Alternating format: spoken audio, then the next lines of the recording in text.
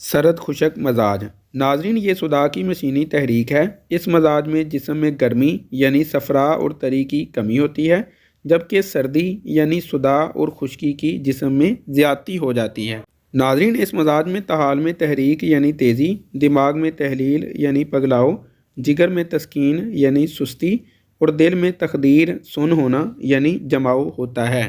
ناظرین اس مزاج کی نبض کا مقام درمیان والی 2 انگلیاں ہیں، جن میں یہ نبض دوسری انگلی پر زیادہ جبکہ تیسری انگلی پر کم ٹھوکر لگاتی ہوئی محسوس ہوتی ہے۔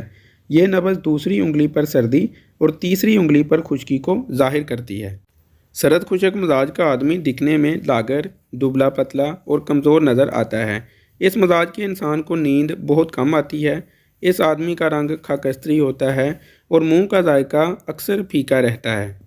اس مزاج میں موجود بیماریوں میں کالا موتیا ہونا، بند نزلہ، بہرا پن، درد کلنج، اپینڈکس، دائمی قبض، پٹھوں میں اکڑاؤ ہونا، تخدیر قلب یعنی دل کا سن ہونا، گردہ و مثانہ میں پتھری ہونا اور احتلام کا بہت زیادہ ہونا۔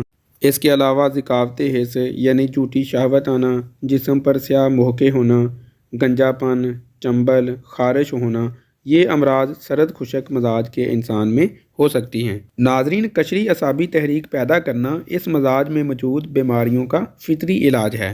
علاج کے لیے سونڈ 50 گرام، نوشادر 20 گرام، مرچ سیاہ 10 گرام، سنا مکی 80 گرام، ریوند اسارہ 10 گرام، سب چیزوں کو اچھی طرح گرائنڈر کر کے سفوف بنا لیں۔ 1 گرام سفوف صبح و شام تازہ پانی سے کھلائیں۔ ناظرین سرد خشک مزاج میں ان غذاؤں کا استعمال کرائیں جن میں دمبے کا گوشت، نمکین دلیا، باتھو اور شملہ مرچ کو نمک، کالی مرچ اور ہلدی ڈال کر آئل کی جگہ تلوں کے تیل میں پکا کر کھلائیں۔ اس کے علاوہ آم، شہتوت، منقہ، مربع ادرک، قدرتی شہد، روغن بادام اور کھجوریں کھائیں۔ بکری کا دودھ بھی بکثرت استعمال کریں۔ اس کے ساتھ سنا مکی اور تخم کو کا قہوہ بھی دن میں 1 بار پئیں۔ سرد خشک مزاج میں آلو، مٹر، گوبھی اور تمام سرد خشک غذاؤں سے پرہیز کریں۔ ناظرین اگر آپ اس ویڈیو میں بتایا گیا نسخہ اور بتائی گئی مفید غذاؤں کا استعمال کریں گے تو اس سے آپ کے جسم میں موجود سرد خشک مزاج کی تمام بیماریاں ٹھیک ہونا شروع ہو جائیں گی اور صحت انشاءاللہ بحال ہو جائے گی۔